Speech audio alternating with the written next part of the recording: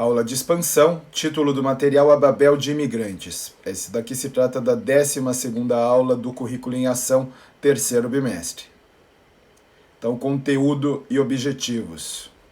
Conteúdo: imigração, lei de terras, economia cafeeira, transição do segundo reinado para a Primeira República. Objetivos: avaliar as relações da mão de obra imigrante e a promulgação da lei de terras, analisar a imigração europeia nos séculos XIX e início do século XX, comparando com as políticas de imigração. Então, aqui a gente trata ainda das parcerias, imigração subsidiada, no caso, colonato. Analisar as condições de vida e trabalho dos imigrantes no contexto da economia cafeeira. Imigração para o Brasil. Projetos desde a época da independência. Desde a independência do Brasil, alguns projetos políticos propunham uma solução para a mão de obra nacional, que enfrentava alguns dilemas. Como fazer frente às pressões britânicas para o fim do tráfico de escravizados? Como obrigar os povos indígenas a trabalharem para os cidadãos brasileiros? Como uma alternativa a essas dificuldades, havia a proposta de imigração ao Brasil, criando colônias com estrangeiros. A construção de um modelo de imigração para o Brasil. Um dos primeiros projetos de imigração foi de Nicolau Vergueiro na província de São Paulo na década de 1840. Esse fazendeiro instalou colonos em Ibicaba e Rio Claro, por meio do sistema de parceira, em que os trabalhadores chegavam devendo ao fazendeiro.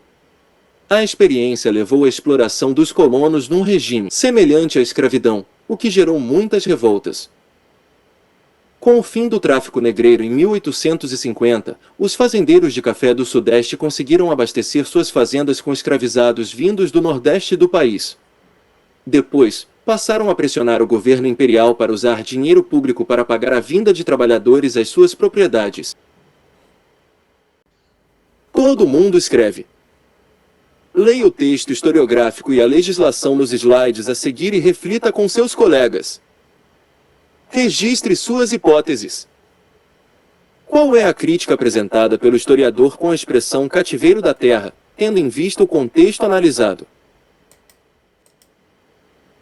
Fonte 1. A Lei de Terras e a Política Imigrantista. Em 18 de setembro de 1850, 14 dias após a votação da Lei Eusébio de Queiroz, que aboliu o tráfico negreiro, foi promulgada a Lei de Terras. A lei determinava que a ocupação de terras públicas, devolutas, sem cultivo, só poderia ocorrer, dali em diante, por meio da compra, em asta pública, do Estado. As terras doadas em sesmarias e as posses sem títulos legais seriam legalizadas, por meio dos registros paroquiais de terras, desde que se comprovasse estarem cultivadas, e não com simples roçados. Historiadores interpretaram essa determinação do pagamento pela terra devoluta como uma estratégia do Estado para dificultar a ocupação de terras por parte de trabalhadores livres, principalmente imigrantes. Terras devolutas, áreas sem proprietário particular, sem cultivos, terras públicas, do Estado. Asta pública, leilão. Caso a terra fosse livre, ou seja, passível de ser ocupada pela simples posse, os imigrantes poderiam se tornar pequenos lavradores com mão de obra familiar e não se submeter ao trabalho para o grande produtor. Precisando pagar pela terra, eles teriam de trabalhar para os grandes produtores, para que conseguissem juntar dinheiro suficiente para comprar sua própria terra. Segundo expressão consagrada do sociólogo José de Souza Martins, substituía-se o cativeiro do trabalhador pelo cativeiro da terra. A regulamentação da Lei de Terras ocorreu em 30 de janeiro de 1854, com a obrigatoriedade de cadastramento de todas as terras ocupadas por meio do Registro Paroquial de Terras, então realizado em todo o Império entre 1855 e 1860. Os conflitos, entretanto, estavam longe de cessar. As lutas pelas demarcações dos limites das terras registradas eram frequentes, assim como tem sido nos dias de hoje. Fonte 2. Lei de Terras, 1850. Lei 601, de 18 de setembro de 1850. Dispõe sobre as terras devolutas no Império, e acerca das que são possuídas por título de sesmaria sem preenchimento das condições legais, bem como por simples título de posse mansa e pacífica, e determina que, medidas e demarcadas as primeiras, sejam elas cedidas a título oneroso, assim para empresas particulares, como para o estabelecimento de colônias de nacionais e de estrangeiros, autorizado o governo a promover a colonização estrangeira na forma que se declara. Artigo 1º. Ficam proibidas as aquisições de terras devolutas, terras do Estado, por outro título que não seja o de compra. Excetuam-se as terras situadas nos limites do Império com países estrangeiros em uma zona de 10 léguas, as quais poderão ser concedidas gratuitamente.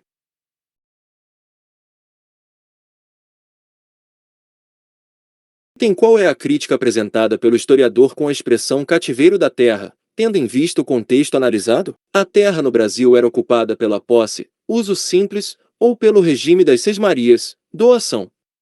A Lei de Terras transformou as terras públicas, sem dono, em capital para o Império, já que só seriam reconhecidas como propriedade aquelas que tivessem títulos de doação do período colonial, sesmarias, ou cujos ocupantes, posseiros, mostrassem melhoramentos na terra.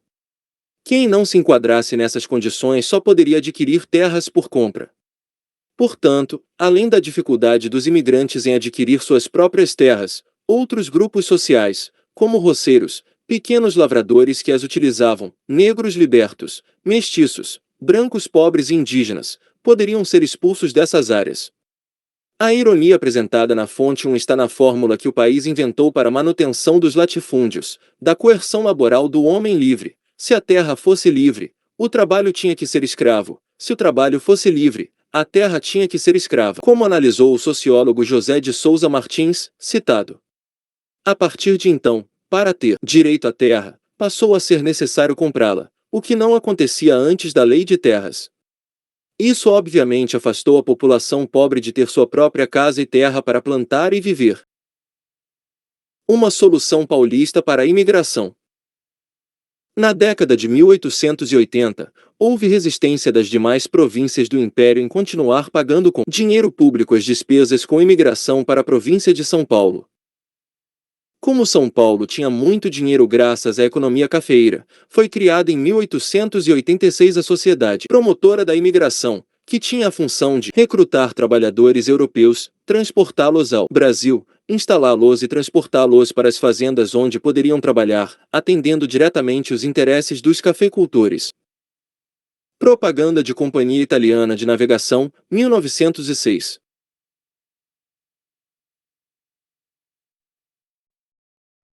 A hospedaria de imigrantes na cidade de São Paulo. Após a proclamação da República e a primeira Constituição Republicana, de 1891, o então Estado de São Paulo passou a gerir diretamente a imigração. O local onde os trabalhadores passaram a ser recebidos, depois de desembarcarem no Porto de Santos, seguia pela estrada de ferro até a cidade de São Paulo, chegando ao bairro do Brás. Era ali que ficava a Hospedaria de Imigrantes, que foi inaugurada, ainda inacabada, em 1887. Concluindo, na hospedaria, os recém-chegados ficavam sob vigilância policial, pois deveriam ali permanecer até que assinassem contrato para irem às fazendas de café. Nessa época funcionava o sistema de colonato, por meio do qual se pagava um salário anual para que o imigrante cuidasse de uma área do cafezal. Migrantes e imigrantes vieram a São Paulo.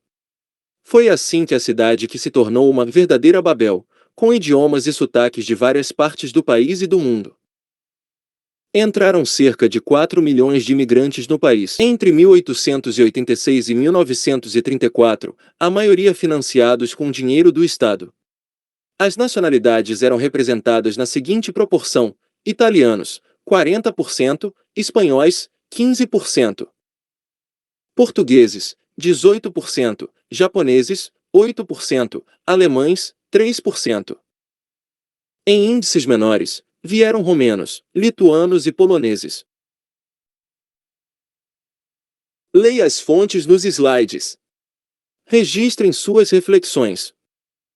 Sobre a imigração entre os séculos XIX e XX, abordar as condições de vida, os conflitos, os sistemas de trabalho dos imigrantes europeus.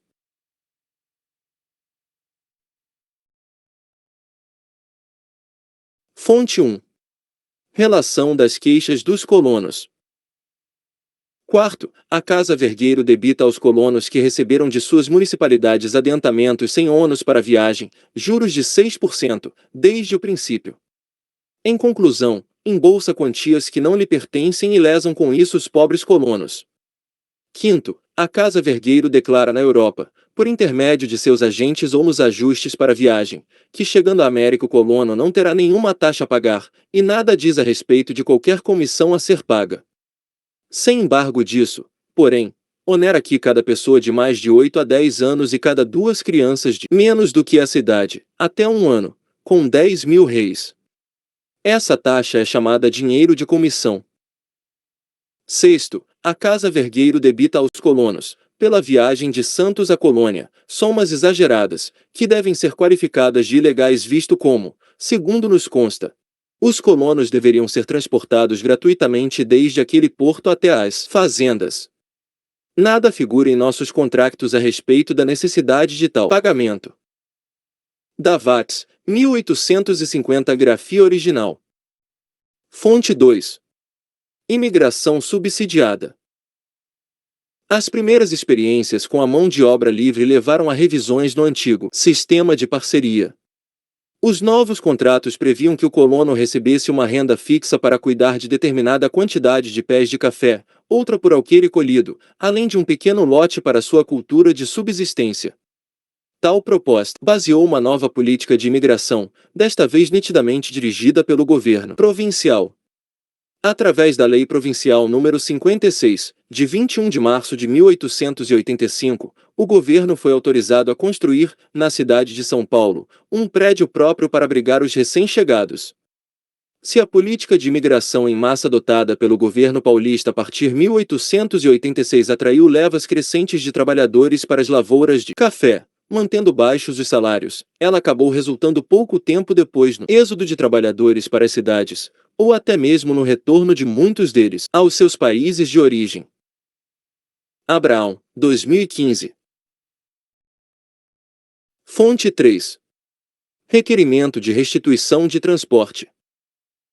Fazenda Alto Alegre, 10 de dezembro de 1923. Estação de Olímpia.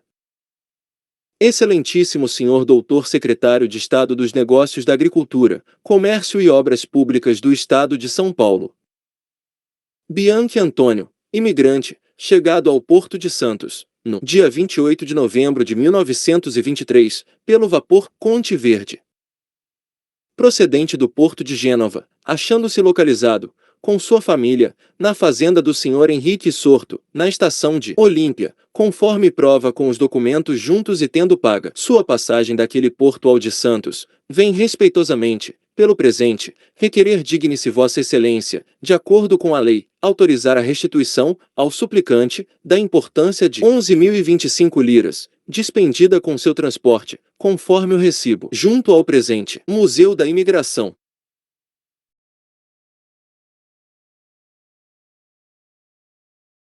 Sobre a imigração entre os séculos XIX e XX. A fonte 1 é um documento de um colono suíço que trabalhou na fazenda do senador Vergueiro em Ibicaba, onde se localiza atualmente Cordeirópolis. Inicialmente, o sistema empregado era o de parceria, que cedia parte da terra para a produção de café. Os custos da passagem de navio, hospedagem, deslocamento do porto até a fazenda e ferramentas eram responsabilidade dos proprietários das fazendas, que ficariam com parte dos lucros da produção de café em vez do salário.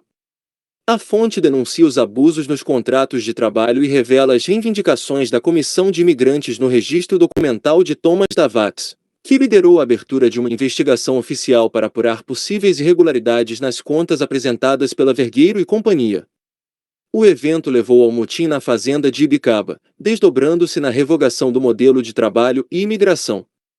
Já as fontes 2 e 3 tratam do sistema de imigração subsidiada, colonato, no qual o governo brasileiro ou mesmo as províncias, caso de São Paulo, por exemplo, arcavam com as despesas da viagem, salários fixos, baixos, e porcentagem nos lucros, o que não permitiu melhores condições de vida aos imigrantes.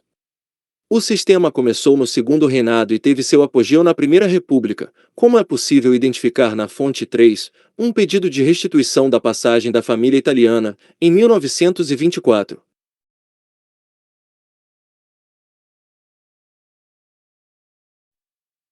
Avaliamos criticamente as relações da mão de obra imigrante e a promulgação da Lei de Terras. Analisamos o contexto da imigração europeia no século XIX e início do século XX, comparando as políticas de imigração, parceria e imigração subsidiada a colonato. Analisamos as condições de vida e trabalho dos imigrantes, no contexto da economia cafeeira.